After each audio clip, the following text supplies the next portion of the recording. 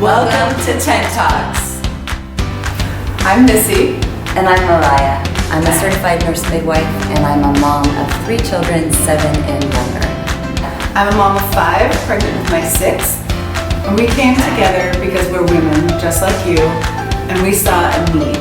So we created a platform and a community for women called Beyond the Red Tent. Right. And we're taking it one step further. To TED Talks. So TED Talks is a space where you can come and learn from vetted experts, real women that are willing to share their courageous stories about topics of holistic women's health. And so you're here. We understand life is full. You're a busy woman. So this is only going to be about 30 minutes of a beautiful talk with either an expert or a real woman like yourself. So grab a cup of tea, sit back, and enjoy. All right, Mariah here again with Beyond the Red Tent. This is part 2 with Courtney Curie around her journey with stage 4 ovarian cancer, finding out in the labor and delivery. And we talked a lot about her diagnosis. Please go back and watch the first part if you haven't. I was just sharing my gratitude for your courageousness. I know that it can't be easy to go back because you're now 7 years, or how many years after the fact? We're 9.5 years since diagnosis. Wow. And so to go back and relive it is not easy. I can't imagine. And why do you tell the story now? I think my heart is a couple of things. One, because I want women to be able to embrace those feelings of icky, those feelings of it's messy, it doesn't feel good. I want women to understand that it's okay to be right where you are, to have those emotions, to feel those emotions, to acknowledge them, so that you can walk into what is our future. I think that's one big reason. And the other one is because through this journey, I've learned so much, not even just about cancer, but who I am, what my worth is, where my worth comes from. I've learned that we all have a story and they matter. And I want other women to realize just how important they are and how important their journey is. However great, however small, honestly, it all matters. Mm-hmm. Absolutely. And you matter. You matter to me, that's for sure. Thank you. Yes. So you decided to go from Chicago to choose this oncologist that was at MD Anderson in Texas. Mm-hmm. What made you decide to choose that oncologist? And let's talk a little bit about what was treatment like for you. Okay. To know why we chose MD Anderson would be to know that I was born and raised in Dallas, Texas. All of my family remain in Dallas. And so when I moved away, I went to college and then moved to Chicago. And that's a whole nother segment as to why I moved to Chicago, but I did. And met my husband, married. And so when we got the diagnosis, it was about looking for the best. It was about looking for where is the most research happening. Because when you're looking at stage 4, and I can say this with a straight face today, but I could not back then, I will never, ever forget the moment when they told my husband 18 to 24 months. We're not looking to cure her. She's incurable. That's what they said.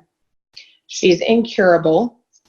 I am not the disease. Let me just make that clear. The cancer was. And we wanted the best because I knew that I had 2 babies to fight for and nothing but the best was going to do. So when we started talking to different doctors and doing our own homework and research, we found Dave Gershenson, who is the head of OB-GYN-onc at MD Anderson. And my parents made some phone calls, and that's where it started. So we sent all of the slides, pathology, everything went to went to MD Anderson. They gave second eyes to its second diagnosis, and it remained the same, stage 4 epithelial ovarian cancer. But when it came down to it, I had been warned that when I went to MD Anderson, it was going to feel like an institution. In fact, they don't call you by name. They call you by a number. It's very institutionalized, very privatized for like, they don't want any, HIPAA, everything. And so I was warned that it would feel very cold and very sterile. But when I went in to meet with him, he saw me. He saw this fighting mom who wanted to live desperately. And he didn't talk to me about what my timeline was. He talked to me about what I wanted to do. And he allowed me to go forward and say, so when I'm cancer free, instead of correcting me and saying, you're not ever going to be cancer free, we're just trying to maintain you. He gave me the right to choose. Wow. And that's why we took him. That's why. That's empowering.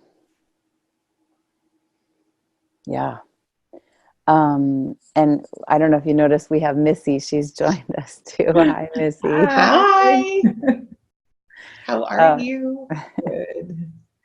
So we've just, Missy, we're just into the second section, really kind of diving into what did it look like to then receive treatment. So you chose the total hysterectomy and you chose chemo. Was there radiation? Did you live in Texas? Let's get into the nitty gritties of, did you have to get an IV every day? How often were you having your blood drawn? Were there pills that you were swallowing? I mean, just for anybody that's going, what does that even look like? Yeah. It looks like a hot mess. That's what it looks like. Because we fought, I look back on my journey and I kind of laugh at parts of it because I'm like, I was so in my head. I told myself all kinds of crazy stories. One of them being that I couldn't get a port because if I got a port, it meant that I was going to die.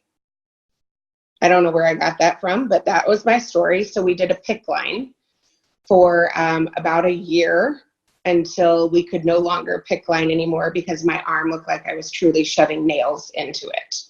And so for someone that doesn't know what a PICC line is, where was it? How was it placed? What did that feel like?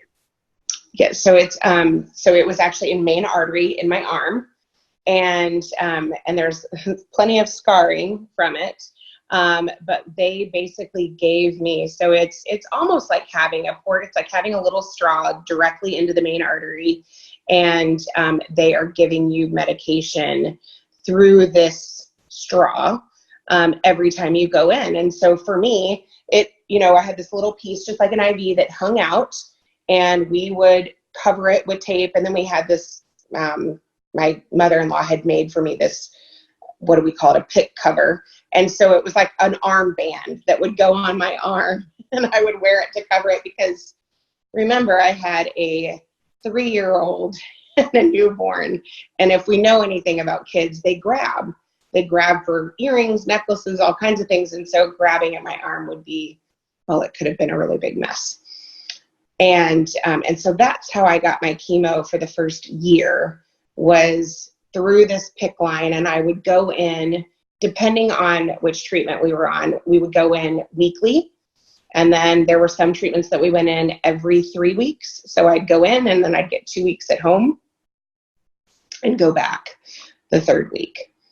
And you'd spend a day, how many hours? So you're sitting here, I'm imagining sitting in a chair in a room with other people potentially receiving or at the same time, or is that violating HIPAA? And then when did your hair come out? Were you vomiting? Were you nauseous? I mean, those are the things I think of. Was that your experience? Yeah, so let me give you I'll give you the first experience and then I'll kind of give you the third experience, right? So just background, we fought for 3 solid years before we chose to sign palliative care paperwork. And in that 10 years, or in that 3 years, we did 10 different cocktails of chemo. trying to get it right, trying to get what was going to actually hit the cancer cell and kill it. And so there were a lot of ups and downs. We found out that my body is something called platinum resistant. It didn't tolerate a certain kind of chemotherapy, which is frontline for ovarian cancer. So we ended up taking on like the good old drugs from way back when, from the 80s. We didn't get to use any of the latest and greatest research for medication for me, which is fine. But what that looked like for me is, so if I showed up to chemo, I would go into, the cancer center, and you're greeted by this greeter, just like you would be in a hospital, and you check in and you wait, and they give you a folder, and you go over to the lab, and they draw your blood there, sign your folder, and you go back and you sit in the waiting room. And then the doctor calls you back, and he's the chemo oncologist, and he really his only purpose is monitoring your chemotherapy and what you're getting and how it's responding in your body. And so once he checks it off, once he says, okay, yep, the white blood cells look okay, the red blood cells look okay, yeah, I'm good with this. For me, we always had to check different liver enzymes because my liver was being impacted with cancer. And so once he checked the boxes, I was released to go back to the infusion room. And at that time, in that setting, it was just a room with white walls. It was nothing cheerful, and some chairs. If you pictured a bunch of recliners in the room, there were about 24 recliners in that room, and they had a draw curtain. Like if you go into the emergency room, right? They have a draw curtain to separate you, and then there's a chair sitting next to you for someone to sit in. If you have someone there with you for chemo. And so I'd walk in there and I'd sit down, and the nurses would come over and give me my pre-meds, which was usually like Benadryl and something for nausea and an antibiotic. And we would start. And then once that was done and had settled for 20, 30 minutes, then we'd start my infusion. And depending on the chemo, I was there anywhere between 2 and 5 hours. Wow. It's a long day. That's a long day. So you did this every week for 3 years, or was there a little bit of a break between your different types of chemo? We did. There were some moments where we did take breaks because we were trying a different cocktail out. And so if the timelines didn't overlap, we would, there'd be a 2-week break, or there'd be, there wasn't ever a long break. We didn't take a long pause because we still had active cancer in my body. And so, you might overlap by 2 or 3 weeks and wait, but otherwise we stayed in treatment. And I think a question I get a lot is, did I take a lot of people with me from my community for chemo? Did I take a tribe to encourage me? And I didn't. I went alone. And that was my choice. I went with my husband the first couple of times, and I have to tell you, the look on his face, the sadness was heartbreaking to watch and know that I couldn't do anything for him, and he wanted to help me. And so I chose to go alone. He would drop me off, and he would come pick me up. And that's how we chose to do it. That's how I still choose, is that for me, this was, it was a chance to get quiet. I could find things to numb my mind. I could find things to do. I could surf the internet. I could do whatever, play on Facebook. But to see him hurting so badly and knowing that there was nothing he could do was unbearable to watch while I was sitting there receiving treatment. It seems like, there was already this infusion or this theme of loneliness. And now here you're already lonely, but also having to stand up in this powerful space to be powerful and strong when others maybe aren't, which seems like it would create even more loneliness. At times, or busyness. Mhm. Sometimes you're so busy trying to make everyone else think you're okay that you start to believe it yourself. I remember thinking one of the key things when the first time I lost my hair, it started coming out in clumps, and I had like this hole on the side of my head, and then I'd wake up in the morning and find more hair on my pillow. And it's one thing when you lose some hair in the shower, right? When we're washing our hair and we find hair on the floor, but there's a whole nother thing to wake up and get out of bed and find like a pile of hair on your pillow. And so I remember at that time, my son, who was like 3.5 years old, it's like, Mommy, what's happening? Mommy, where's it going? Why?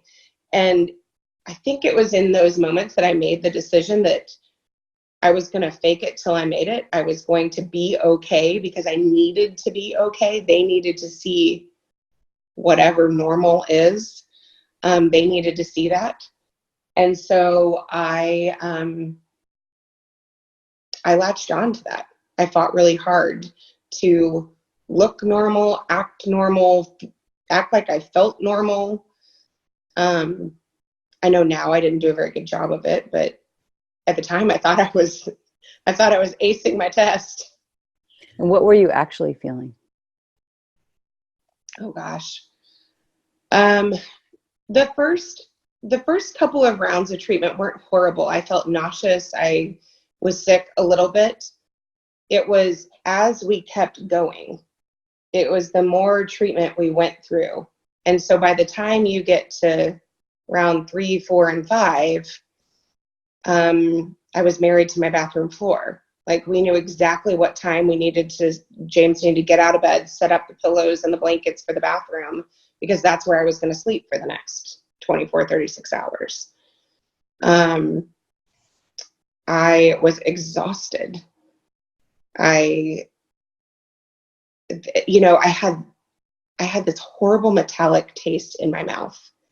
And so everything I put in my mouth tasted like I was eating metal. It was horrible. And so I didn't really want to eat. I didn't really want to drink. I couldn't use a straw because a straw bothered me. It was little things like that I remember being so awful. I had chills a lot, and the nerve pain in my feet and legs was pretty intense. Did you have, besides your husband, did you have help with the kids? I mean, I'm just thinking, you have 2 little kids, an active 3-year-old and a small baby. How Yeah. did you function for them? So we hired a nanny. And my mom would come in, and my mother-in-law would come in and also help out. Like, they would stay for a week at a time and try to get things taken care of. But we hired a nanny. Well, And so you have to, if you're yeah. I just can't imagine how you could do it otherwise. Yeah, she was the greatest gift to us because she was just so amazing and so nurturing and so loving. And at the same time, it was so heartbreaking because I'd watch her play with the kids and I'd watch her raising my babies. Mm. And it was so hard to watch. I also think of the financial stress. And now you're not working anymore. You're flying between Chicago and Texas. You're hiring a nanny, plus all the medical bills. It broke us. We were, so my husband is in mortgages. And that was also during the financial or the mortgage crisis when everything was being foreclosed and nothing was happening. And we were going months at a time without a paycheck. And we had to meet minimums in order to receive chemo. So you can go on a payment plan for most things, but I had to pay my 10% to get my chemo. And so it was a non-negotiable. And yeah, we borrowed money. I think that's part of the reason I felt so much pressure to go back to work after my diagnosis originally, and after the hysterectomy. I think that was the reason I felt so much like I had to go back to work. I knew I had to contribute, and we needed the insurance. And so then when I did take a long-term leave, it was devastating. We were, yeah. Whoa. Did Okay, your so then, relationship suffer? Did your marriage struggle during that time? It's a really different marriage at that point. It's caretaker and patient. And so are we stronger for it today? Yes. But was it, my husband, I don't even know how he walked through it, because he had a wife who he really thought was dying. He's trying to be the person who brings in all of the income, who takes care of everything in the house, who gets me to and from appointments, who sits in appointments and tries to absorb what is being given to him and truly couldn't process it. It's a big wedge. It drives a big wedge, and it is a very different picture of what I think marriage is.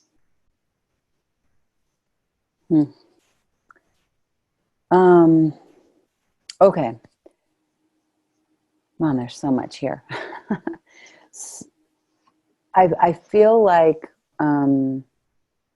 let's move into, there was this conversation around, okay, now only palliative care.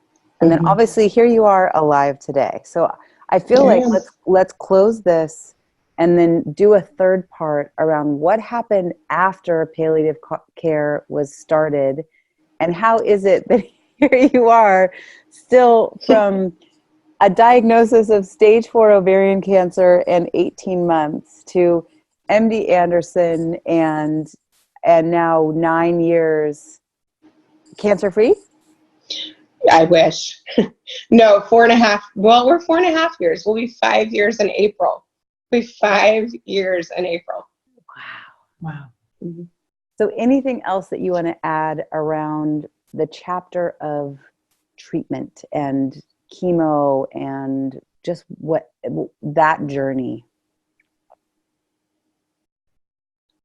No, I mean, I think I would just say that it's another notch in the belt. You know what I mean? It's the next thing that, when you're first diagnosed, it's all about acceptance and feeling that journey and going through it. And then you go into fight mode, right? Well, okay, now I've accepted that this is my diagnosis, so now I'm ready to fight. And so that's what you do. You fight. You give it everything you've got. And so I think I think I can wrap it up actually as we begin the next segment. Mm-hmm. And you did fight, and you did give it everything that you had. I did. And I've learned so much from it. Mm-hmm. And so I think that for me, giving up was never an option. Fighting to the bitter end was what I was going to do. Mm-hmm. And I think that is what we've done. And hopefully in the next part, we can also talk a little bit about what you observed in your children's journey of it too. But anyway, for now, This is awesome. I look forward to more. And once again, just really want to thank you for your courage and your vulnerability and your openness to share for all of those women out there that are longing to hear this. So absolutely. Thanks. Thank you. Thanks for letting me. Thank you, Courtney. Don't forget to subscribe. And if you also want to take a peek at our website, it's right here.